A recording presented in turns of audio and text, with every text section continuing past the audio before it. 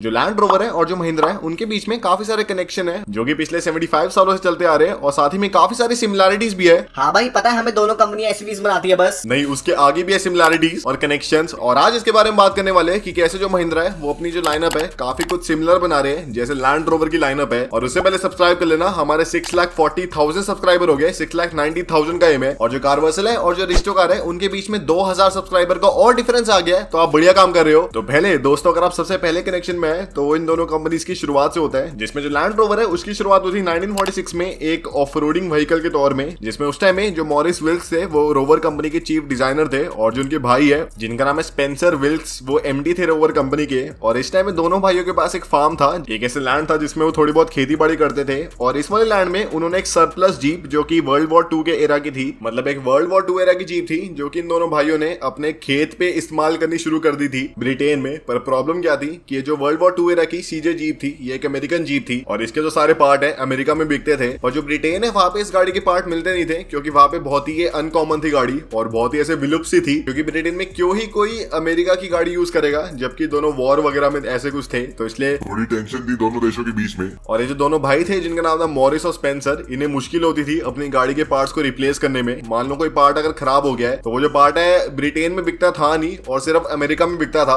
और वहां से अगर इंपोर्ट करते थे पार्ट को तो बहुत ही महंगा पड़ता था। लेकिन उस टाइम में ब्रिटेन में इस गाड़ी का कोई ऑल्टरनेटिव भी था नहीं जिसमें आपको इसके लेवल की कैपेबिलिटीज मिले। तो इसलिए जो स्पेंसर है और जो मॉरिस है उन्होंने सोचा क्यों ना हम एक अपनी ऐसी गाड़ी बनाएं जो कि ब्रिटेन में बने, जिसमें ब्रिटेन के पार्ट्स हो और ब्रिटेन की सारी चीजें हो और इस गाड़ी में जो कैपेबिलिटीज है और जिसकी ऑफरोडिंग वगैरह है उसी लेवल की हो जैसे आपको जीप की सीजे में मिलती है। तो इसलिए भाई इस गाड़ी पे काम शुरू हो गया 1947 में और फिर 1948 में इस गाड़ी का अनवील होता है एम्स्टरडैम ऑटो शो में। और जो रोवर कंपनी है उसी के अंदर इस गाड़ी को बेचा जाने वाला था और जो इसकी टैग लाइन है या फिर इस गाड़ी की जो डेफिनेशन है रोवर कंपनी ने ये बताई थी कि this is the all purpose vehicle on Willys overland post war jeep. मतलब जो इस गाड़ी की पूरी इंस्पिरेशन है वो सीजे जीप है जो कि वर्ल्ड वॉर 2 के एरा की थी और उसी में थोड़े बहुत चेंजेस करके उससे इंस्पिरेशन लेके फिर लैंड रोवर ने अपनी गाड़ी बना दी और बढ़िया फिर जो लैंड रोवर है उसकी स्थापना हो गई। और वही दोस्तों अगर आप महिंद्रा को देखें तो 1948 के राउंड जो महिंद्रा है एक स्टील ट्रेडिंग कंपनी थी जो कि ब्रिटेन के बीच में और इंडिया के बीच में थोड़ा बहुत स्टील को ट्रेड करते थे और बढ़िया बढ़िया पैसे कमाते थे। और फिर इसी साल 1948 में जो महिंद्रा है उन्हें सीजे जीप का जो पेटेंट्स है या फिर जो उसकी मैन्युफैक्चरिंग राइट्स है वो मिल गए थे, जिसमें वो इस गाड़ी को बना सकते हैं लोकली। इस गाड़ी के जो पूरे पेटेंट्स हैं उन्हें मिल गए हैं और बढ़िया अपने नाम के अंडर बेच सकते हैं और बढ़िया बढ़िया पैसे कमा सकते हैं। तो इसलिए 1949 में इस ब्रांड ने CJ3A को लॉन्च किया इंडिया में, जो कि पोस्ट वॉर एरा की जीप थी जो कि महिंद्रा के नाम से बिकना शुरू हो गई इंडिया में। और ये गाड़ी उस टाइम में इंडिया के हिसाब से एकदम अनपैरेलल्ड गाड़ी थी क्योंकि इसमें आपको जो ऑफ रोडिंग मिलती थी और जो आपको कैपेबिलिटीज मिलती थी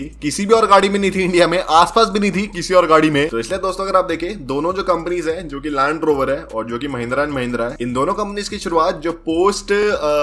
वॉर एरा में जो जीप यूज होती थी उसी पे हुई है, जिसमें लैंड रोवर ने उससे इंस्पिरेशन ली और वही जो महिंद्रा है उसने पेटेंट्स लिए और बढ़िया बढ़िया जो दोनों कंपनीज हैं उनकी शुरुआत हो गई। फिर दोस्तों जो अगला कनेक्शन है दोनों कंपनीज के बीच में उसकी शुरुआत होती है 60 साल बाद 2007 में, जिसमें जो फोर्ड मोटर कंपनी है वो काफी बड़े फाइनेंशियल लॉस में चल रहे थे। और इस टाइम में जो दो ब्रिटेन के लग्जरी ब्रांड है जिनका नाम है जैगुआर और लैंड रोवर, वो दोनों फोर्ड के अंडर थे और फोर्ड ने ऑफिशियली डिक्लेयर कर दिया था कि वो इंटरेस्टेड है जैगुआर और लैंड रोवर को ऑक्शन करने में या फिर सेल ऑफ करने में, जिससे जो उनके पास प्रोसीड्स आएंगे उससे वो अपना थोड़ा डेट को रीपे ऑफ कर देंगे। पर इस टाइम प्रॉब्लम क्या थी कि ऑलमोस्ट पूरी दुनिया में जो फाइनेंशियल क्रैश है वो चल रहा था, तो इसलिए ऑलमोस्ट कोई भी कंपनी थी नहीं जिसके पास लिक्विडिटी हो जो कि दोनों कंपनीज को खरीद ले 2.6 बिलियन डॉलर्स की वैल्यूएशन में। लेकिन दोस्तों इसी टाइम में जो हमारा इंडिया है उसकी जो फाइनेंशियल सिचुएशन है थोड़ी फिर भी सही थी as compare to western countries. तो इसलिए हमारे इंडिया के दो कार मेकर या फिर दो बड़ी कंपनीज जिनका नाम है महिंद्रा एंड महिंद्रा और टाटा मोटर्स, दोनों इंटरेस्टेड थे जैगुआर लैंड रोवर को खरीदने में। और जो दोनों कंपनीज हैं उनकी जो आइडियोलॉजी थी और जो उनका रीजन था इस वाली कंपनी को खरीदने का एकदम अलग अलग था, जिसमें उस टाइम में जो महिंद्रा एंड महिंद्रा इंडिया में काफी बढ़िया बढ़िया एसयूवीज को बना रहे थे जो कि मेनली बजट वाले सेगमेंट में आ रही थी और इंडिया में काफी पॉपुलर हो रहे थे। और इसी टाइम के राउंड में जो महिंद्रा है उन्होंने अपनी जो गाड़ी है उसे इंटरनेशनल मार्केट में बेचना भी शुरू कर दिया था, फॉर एग्जांपल साउथ अफ्रीका या फिर ऑस्ट्रेलिया। और जो महिंद्रा ने रीजन दिया लैंड रोवर को एक्वायर करने का वो था कि the technology that land rover has make sense for Mahindra and Mahindra. मतलब जो लैंड रोवर के पास ऑफ रोडिंग टेक्नोलॉजी थी और जो बढ़िया उनके पास ऐसे लग्जरी फीचर्स थे वो महिंद्रा यूज करके अपनी गाड़ियों को और बढ़िया बना सकते हैं और ऐसे और प्रीमियम बना सकते हैं, जिससे उनकी जो मार्केट अपील है थोड़ी और बढ़ने वाली है। और वही जो टाटा टाटा मोटर्स है इसलिए इंटरेस्टेड थे इस वाली कंपनी को खरीदने के लिए, क्योंकि उस टाइम में जो टाटा मोटर्स है उनकी ऑलमोस्ट जो पूरा रेवेन्यू है इंडिया पे कॉन्सेंट्रेटेड था। मतलब इंडिया में अगर कोई भी फाइनेंशियल क्रैश आता है तो इसलिए जो पूरी उनकी सेल्स है वो रिड्यूस होने वाली है। लेकिन वही अगर कोई भी ब्रांड है जिसकी जो सेल है पूरी दुनिया में हो रही है, डिफरेंट डिफरेंट कॉन्टिनेंट्स में और डिफरेंट डिफरेंट कंट्रीज में हो रही है, तो इसलिए अगर एक किसी भी कंट्री में कोई भी ऐसे फाइनेंशियल इंस्टेबिलिटी आती है तो इसलिए जो बाकी की सेल्स है वो सही होने वाली है और एकदम बढ़िया होने वाली है। तो इसलिए रतन टाटा चाहते थे कि वो अपनी जो टाटा मोटर्स है उसकी ग्लोबल प्रेजेंस बनाए और अलग अलग कंट्रीज से जो रेवेन्यू है अपने पास लाए। उनकी जो सेल्स है काफी सारी डिफरेंट डिफरेंट कंट्रीज में होती थी, तो इसलिए वो इंटरेस्टेड थे इस वाली कंपनी को खरीदने में। और भले बाद में जो महिंद्रा है इस वाले बाय आउट से निकल गया था,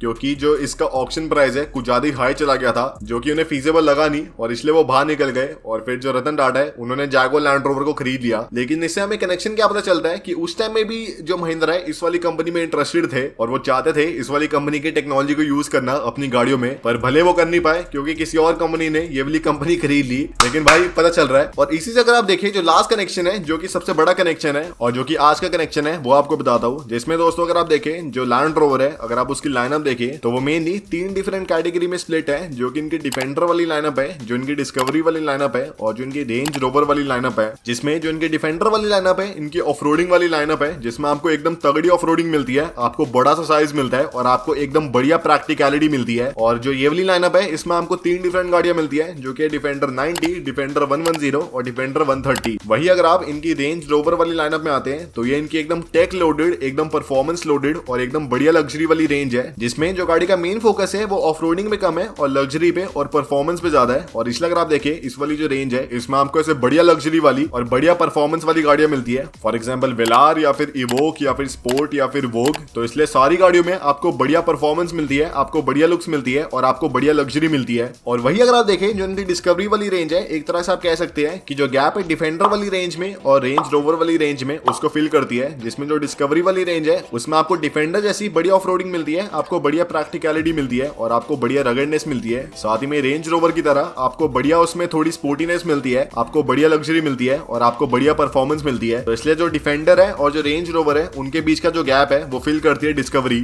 और डिस्कवरी में आपको 2 कार्स मिलती है, जो कि डिस्कवरी है और डिस्कवरी स्पोर्ट है। लेकिन दोस्तों अगर आप थोड़ा पहले चले तो ये जो तीनों रेंज है सिर्फ एक गाड़ी थी पहले, मतलब ये जो रेंज है खुद में पहले सिर्फ गाड़ियां थी और फिर उन्हीं गाड़ियों के सब पार्ट्स निकाल के कंपनी ने अलग अपनी रेंज बना दी और वो जो रेंज है उसको डिफरेंट तरीके से कैटेगराइज कर दिया। जिसमें डिफेंडर पहले सिर्फ एक गाड़ी थी, लेकिन अब डिफेंडर एक ऑफ रोडिंग वाला ब्रांड बन गया है, जिसमें आपको 3 डिफरेंट टाइप की गाड़ियां मिलती है। जो रेंज रोवर है पहले सिर्फ एक गाड़ी थी, लेकिन अब रेंज रोवर एक लग्जरी एसयूवी ब्रांड बन गया है अपने आप में, जिसमें आपको 3-4 गाड़ियां मिलती है। और वैसे सेम केस आपको डिस्कवरी में मिलता है। और ऐसे अगर आप देखें महिंद्रा कर रहे हैं अपनी लाइनअप में पिछले कुछ सालों में, जो कि आपको एक्सप्लेन करता हूं। जिसमें दोस्तों अगर आप देखें तो महिंद्रा की जो पूरी लाइनअप है अभी फिलहाल 4 डिफरेंट मेन कैटेगरीज में स्प्लिट है, जो कि बलेरो है, थार है, स्कॉर्पियो है और एक्सयूवी है। जिसमें दोस्तों अगर आप कुछ साल पहले जाए तो ये जो मैंने आपके सामने 4 नाम लिए ये सिर्फ 4 गाड़ियां थी अलग अलग, लेकिन अब ये 4 डिफरेंट रेंज बन गई है महिंद्रा की। जिसमें अगर आप थार देखें तो इनकी ऑफ रोडिंग वाली रेंज है, जिसमें आपको बढ़िया ऑफ रोडिंग मिलती है, आपको रगडनेस मिलती है, आपको 4x4 सिस्टम मिलता है, आपको बढ़िया अलग सी लुक्स मिलती है और प्रॉपर जो इस गाड़ी का काम है वो है ऑफ रोडिंग करना और एक लाइफस्टाइल व्हीकल है। और अभी फिलहाल जो ये वाली रेंज है जो कि थार वाली है इसमें हमको सिर्फ एक गाड़ी मिलती है, जो कि थार 3 डोर है। लेकिन आने वाले कुछ महीनों में या फिर 1-1.5 साल में इसमें हमको थार 5 डोर में मिलने वाली है। तो ये अलग से एक रेंज बन गई है। अगर आप इस ब्रांड की एक्सयूवी वाली रेंज देखें तो उसमें आपको बढ़िया लग्जरी मिलती है, आपको बढ़िया फीचर्स मिलती है और आपको बढ़िया परफॉर्मेंस मिलती है। और इसलिए अगर आप देखें इसमें आपको 2 डिफरेंट गाड़ियां मिलती है, जो कि एक्सयूवी 700 और एक्सयूवी 300, जिसमें आपको बढ़िया टेक्नोलॉजी मिलती है, आपको सेगमेंट के सबसे पावरफुल इंजन मिलते हैं और आपको बहुत ही अलग सी लुक्स मिलती है। और वही अगर आप देखें जो इनकी तीसरी लाइनअप है, जो कि थार के बीच में और जो एक्सयूवी वाली रेंज है उसके बीच में जो उसका गैप है उसको फिल करती है, वो है इनकी स्कॉर्पियो वाली रेंज, जिसमें आपको 2 डिफरेंट गाड़ियां मिलती है, जो कि स्कॉर्पियो एन है और स्कॉर्पियो क्लासिक है। जिसमें आपको थार वाली लाइनअप की तरह आपको बढ़िया रगडनेस मिलती है, आपको बढ़िया ऑफ रोडिंग मिलती है, आपको 4 व्हील ड्राइव सिस्टम मिलता है, आपको मोटे मोटे टायर मिलते हैं, आपको हाई ग्राउंड क्लियरेंस मिलती है और आपको बढ़िया ऐसे रगडनेस मिलती है। और वही अगर आप देखें इस गाड़ी में आपको एक्सयूवी वाले थोड़े फीचर्स मिलते हैं, जैसे आपको बढ़िया टेक्नोलॉजी मिलती है, आपको थोड़ी बढ़िया लग्जरी मिलती है, आपको लेदर की सीटें वीटें मिलती है, आपको सनरूफ मिलती है, आपको स्क्रीनें वगैरह मिलती है। तो इसलिए आप कह सकते हैं कि जो स्कॉर्पियो वाली रेंज है उसमें आपको थोड़े थोड़े फीचर्स मिलते हैं थार वाली रेंज के और आपको थोड़े थोड़े फीचर्स मिलते हैं एक्सयूवी वाली रेंज के। और वही अगर आप देखें दोस्तों बलेरो वाली रेंज, तो वो एकदम रगडनेस के लिए बनी है, जो कि जो रूरल ऑडियंस है उनको केटर करती है, जिसमें आपको बढ़िया रगडनेस मिलती है और आपको थोड़े कम फीचर्स मिलती है। और इसलिए अगर आप देखें इसमें आपको 2 डिफरेंट कार्स मिलती है, जो कि बलेरो है और बलेरो नियो है, और दोनों में आपको रगडनेस मिलती है और आपको डिसेंट ऑफ रोडिंग मिलती है। तो इसलिए अगर आप देखें जो महिंद्रा है काफी कुछ जो जो अपनी लाइनअप है उसे वैसे प्लेस कर रहा है जैसे लैंड रोवर की लाइनअप है। और वही अगर आप कोई भी और कार ब्रांड देखें, फॉर एग्जांपल